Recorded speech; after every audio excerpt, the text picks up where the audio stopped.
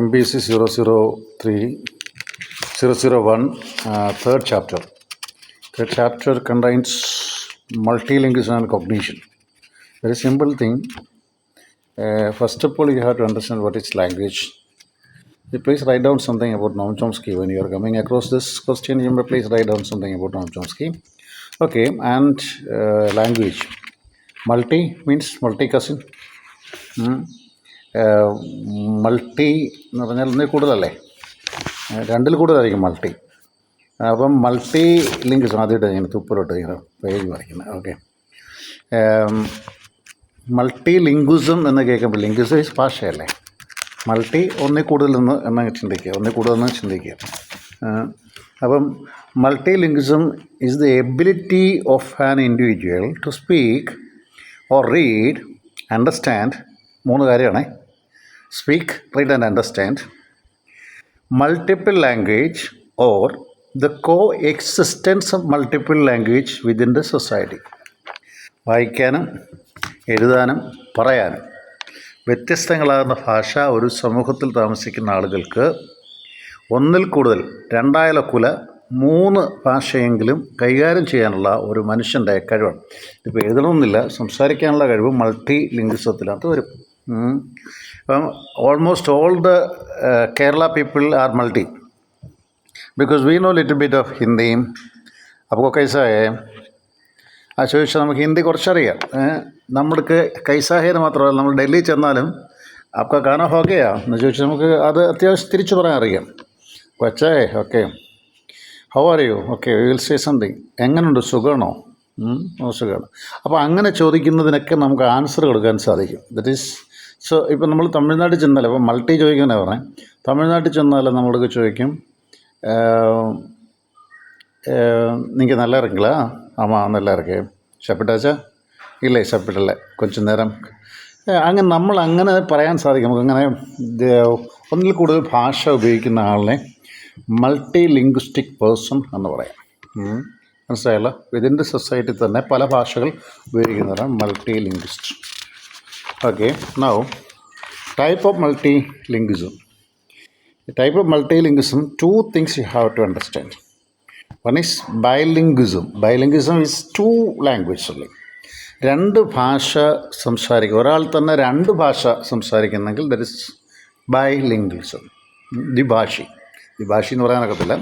2 ദ്വിഭാഷ, ഭാഷ മൊഴി മാറ്റം ചെയ്യുന്ന ദ്വിഭാഷ പറയാനുള്ളൂ. Many is called polyglot. ആ വാക്ക് മറക്കരുതേ, poly, POLY, poly, glot, GLOT, അത് ഒരുമിച്ചുള്ള വാക്കാണ് പോളിഗോൾട്ട്. അതായത് 3 ഭാഷയെങ്കിലും, പല ഭാഷ സംസാരിക്കുന്ന ആളിനെ എന്താ വിളിക്കുന്നത്? പോളിഗോൾട്ട്. അത് ആ ഒരു ടെർമിനോളജിക്ക് വേറെ ടെർമിനോളജി ഇല്ല. അതുകൊണ്ട് നിങ്ങൾ ബൈലിംഗ്വിസം പഠിക്കും, കാരണം ബൈ എപ്പോഴും പഠിച്ചിട്ടുള്ള. അപ്പം ഈ പോളിഗോൾട്ട് എന്നുള്ള സാധനം മൈൻഡിൽ ഒന്ന് കയറ്റിയേക്കുക. പല ഭാഷ നമുക്ക് വേണമെങ്കിൽ ഒരാളെ പേര് വിളിച്ച് പറയാം, ഇവരെ പോളിഗോൾട്ട് ഈസ് ഇറ്റ്. അയാൾക്ക് മനസ്സിലാകത്തില്ല, നമുക്ക് മനസ്സിലായത് പുള്ളിക്ക് പിടി കിട്ടത്തില്ല. പോളിഗോൾട്ട്. അപ്പം അതാണ് പല ഭാഷ സംസാരിക്കാനുള്ള ഒരു capacity. Then it has a societal context. അതായത് the presence of multi language within a specific community region of the country. അതായത് നമ്മുടെ ഇതിന് ഉദാഹരണം ഇന്ത്യ തന്നെയാണ്. ഇന്ത്യയാണ്. ഞാൻ ക്രിക്കെ എന്ന് പറഞ്ഞാൽ ജർമ്മനിയിലെ ചർച്ച് എന്നർത്ഥം. പീറ്റർസ്റ്റൂൺ, താങ്ക്സ്റ്റൂൺ എന്നൊക്കെ പറയും. അതൊക്കെ നമ്മൾ ഓരോ രാജ്യത്ത് ചെല്ലുമ്പോൾ ഓരോ രീതിയിലാണ്. ഇപ്പം 40 പേട്ട് റിപ്പാത്തിനാകുന്നത് ഹിന്ദി അല്ല, പഞ്ചാബിയാണ്. അപ്പം നമുക്ക് പല ഭാഷകൾ ഓരോ സ്ഥലത്ത് ചെല്ലുമ്പോൾ ഉപയോഗിക്കാൻ സാധിക്കുന്നുണ്ട്. പക്ഷേ ഇന്ത്യ എന്ന മഹാരാജ്യം നാനാത്വത്തിൽ ഏകത്വമാണ്. നാനാത്വത്തിൽ ഏകത്വം എന്ന് പറയുമ്പോൾ ഇവിടെ തമിഴ്, കേരളാവിൽ വന്ന് മലയാളം, കന്നഡ വന്ന് കന്നഡ, തെലുങ്ക് വന്ന് തെലുങ്ക്. അപ്പം ഗോവ ഇംഗ്ലീഷാണ് മെയിനായിട്ട്. ഒരു ഗോവൻ ലാംഗ്വേജ് ഉണ്ട്. UP ഒക്കെ വരുമ്പോഴത്തേക്ക് അവരവരുടെ നാട്ടിൽ അവരവരുടേതായ ഭാഷയുണ്ട്. ഏറ്റവും നല്ലതായിട്ട് സൊസൈറ്റിയിൽ കോണ്ടെക്സ്റ്റ് ബൈലിംഗ്വിസം മൾട്ടി ലിംഗ്വിസം എഴുതാൻ പറ്റിയ നാട് നമ്മുടെ നാടാണ്. അങ്ങനെ കാനഡ എഴുതാം. കാനഡയിൽ ഫ്രഞ്ച് സംസാരിക്കുന്ന ഒത്തിരി പേരുണ്ട്, ഇംഗ്ലീഷ് സംസാരിക്കുന്നവരുണ്ട്, അവിടെ തന്നെ മലയാളികളുണ്ട്, മലയാളം സംസാരിക്കുന്നവരുണ്ട്. So multi is like that. So societal context എന്ന് പറഞ്ഞാൽ the presence of multi language within the specific community region or the country. Example India. Yes, Shashi Tharoor is able to speak Hindi, English, Malayalam, and some other language. He knows many languages. And Dr. B.R. Ambedkar was able to use different language. Many of the സ്വാമിമാർ ഒത്തിരി സ്വാമിമാരുണ്ട്. നല്ല ഭാഷാപണ്ഡിതന്മാരായ സ്വാമിമാർ നമ്മുടെ നാട്ടിൽ ഉണ്ടായിരുന്നു. നമ്മൾ പല book വായിക്കുമ്പോൾ ഞാനിപ്പം വായിച്ചുകൊണ്ടിരിക്കുന്ന this book, ഇത് ഞാൻ ഒരു പ്രാവശ്യമല്ല പല പ്രാവശ്യം വായിച്ചിട്ടുണ്ട്. പരമഹംസ യോഗാനന്ദ, എന്നെപ്പോലെ ഇരിക്കുന്ന ആളെ കണ്ടാൽ ഏതാണ്ട് മതി. ചിലപ്പോൾ ഇതിൻ്റെയൊക്കെ പുനർജന്മമാണ് നമുക്കറിയാനൊക്കത്തില്ല. യോഗിയുടെ ആത്മകഥ, ഒരു യോഗിയുടെ, ഇതിൻ്റെ വലിയ ബുക്കുണ്ട്, ചെറിയ ബുക്കത്. അപ്പം ഇവർക്കൊക്കെ ഭയങ്കരമായിട്ട്, നമ്മുടെ വിവേകാനന്ദൻ വാസ് യൂസിങ് മൾട്ടി ലാംഗ്വേജ്. പല ആളുകളുണ്ട് ഈ നമ്മുടെ ഇപ്പം അറബ് നന്നായിട്ട് സംസാരിക്കുന്ന ഒരാൾ ചിലപ്പം മലയാളം സംസാരിക്കാതിരിക്കാം, അല്ലെങ്കിൽ ഹിന്ദി സംസാരിക്കാതിരിക്കാം, ഇംഗ്ലീഷ് സംസാരിക്കാം. ദറ്റ് ഇസ് കോൾഡ് ഒരു സൊസൈറ്റിയിൽ അങ്ങനെയാണ്, സൊസൈറ്റിയിൽ കോണ്ടാക്ട്സ് വരുന്നത് അങ്ങനെ. How the multi language shapes the brain. ഇനി ഇതാണ് നിങ്ങൾ ചിന്തിക്കേണ്ടത്.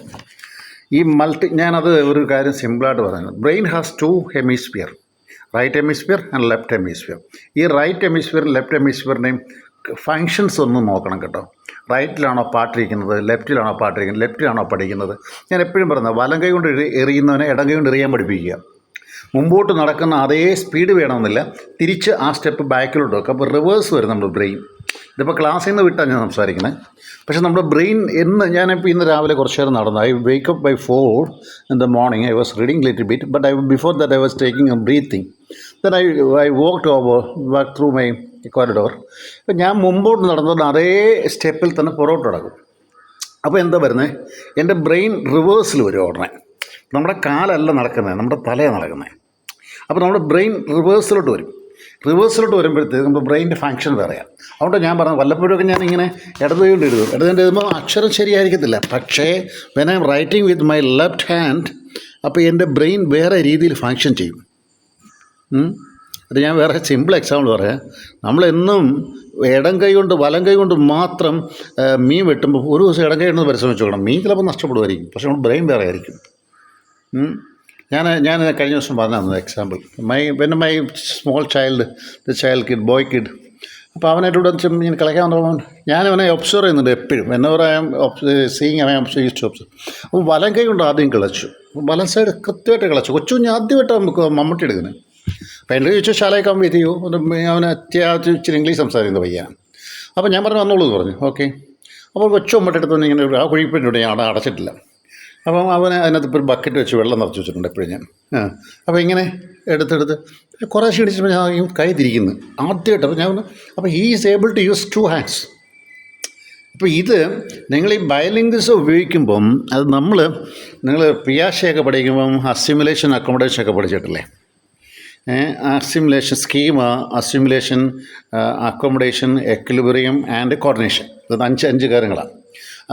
ഈ 5 കാര്യങ്ങൾ നമ്മൾ ഓട്ടോമാറ്റിക്കലി കോർഡിനേറ്റ് ചെയ്യും. ഇപ്പോൾ കോർഡിനേറ്റ് ചെയ്യുമ്പം നമ്മുടെ ഇടതും വലതുമുള്ള സ്കീമയിലേക്ക് ഇത് കയറും. നമ്മുടെ ബ്രെയിൻ ഭയങ്കര ആക്ടിവേറ്റ് ആവും കേട്ടോ.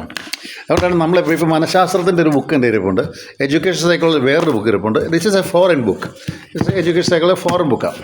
അപ്പോൾ ഇവിടെ എം കെ അർജുൻ്റെ അല്ലെ SK മംഗളൊക്കെ ഇരിപ്പുണ്ട്. അപ്പം ഇത് എന്തെന്ന് ഞാൻ 10 മിനിറ്റ് ഞാൻ ഈ ഫോറിൻ ബുക്ക് വായിച്ച് ചെയ്തങ്ങ് അടയ്ക്കും. എന്താണെന്നറിയോ, നമ്മൾ കണ്ടിന്യൂസ് ആയിട്ട് ഒരു ബുക്ക് വായിക്കുന്നതോട് ബ്രെയിൻ ആ ലൈനിലേ പോവുള്ളൂ. അത് അടച്ചിട്ട് അടുത്ത് കിടക്കണം. ഫോർ എക്സാമ്പിൾ ബൈബിളിൽ 71 പുസ്തകം ഉണ്ടെന്ന് വെച്ചോ, ഞാനത് കണ്ടിന്യൂസ് ആയിട്ടൊന്നും വായിക്കത്തില്ല. ഞാൻ ഒരെണ്ണം സ്റ്റോപ്പ് ചെയ്തിട്ട് അടുത്തിലോട്ട് പോകും. വെളിപാട് വായിച്ചു കഴിഞ്ഞാൽ ചിലപ്പോൾ ഞാൻ വന്നിട്ട് രാജാക്കന്മാർ വായി. എന്തെന്നറിയോ, വെളിപാട് വായിക്കുമ്പോൾ അത് മൊണോട്ടണസ് ആയിട്ടാണ് പോണേ, അല്ലെങ്കിൽ ഒറ്റ ലൈനിലാണ് പോണേ. ഇപ്പുറത്ത് വരുമ്പോഴത്തേക്ക് നമ്മൾ തിങ്കിങ് വേറെ ആവും. ഖുറാൻ്റെ സൂറത്തെടുത്ത് വായിച്ചോളൂ. നിങ്ങൾ ആദ്യം മുതൽ വായിക്കുന്നു, ഇടയ്ക്ക് ഇബ്രാഹിം സൂറത്തൊന്നും എടുത്ത് വായിര്, അല്ല ഏതെങ്കിലും ഒന്ന് മാറി വായിക്കുമ്പോൾ നിങ്ങൾക്ക് ആ തല മനസ്സിലായി കഴിഞ്ഞാൽ മനസ്സിലാവും. ഓക്കെ, ഞാൻ അത് വിടുന്നു. ബേസിക് കൺസെപ്റ്റ് ഓഫ് മൾട്ടി ലിംഗ്വിസം, അത് മൾട്ടി ലിംഗ്വിസം വെസ്, അത് നിങ്ങൾക്ക് നിങ്ങളുടെ പുസ്തകത്തിലുണ്ടെന്ന് തോന്നുന്നു. മൾട്ടി ലിംഗ്വിസം വെസ് ബൈലിംഗ്വിസം എന്ന് വെച്ചാൽ the ability to speak more than 2 languages multilingualism, only 2 languages bilingualism. Then type of multilingualism അതൊക്കെ നിങ്ങൾ പറഞ്ഞിട്ടുണ്ട്. അപ്പോൾ നിങ്ങൾ some of you covered already that portion, so I would like to twist into the 4th chapter. If you are having any doubt, you may please forward to me the heading, then I will explain. If you are not able to understand, because the terminologies in psychology are not so easy to translate into Malayalam. So it is better that to write in English than Malayalam. It's not allowed to write in Malayalam. So please kindly write in English, because some of the words we don't have the translation in Malayalam. Very difficult. Even though Malayalam is high reach, but some of the words we are lacking. Otherwise, Malayalam is more complicated than English. Okay, I will go to the fourth unit right now. I will just go through it and I will give a 10 minutes talk about that. I think it is speech therapy or speech disorder, something like that. Is it? I will find out. The language and speech disorder. I will come right now. Okay, thank you.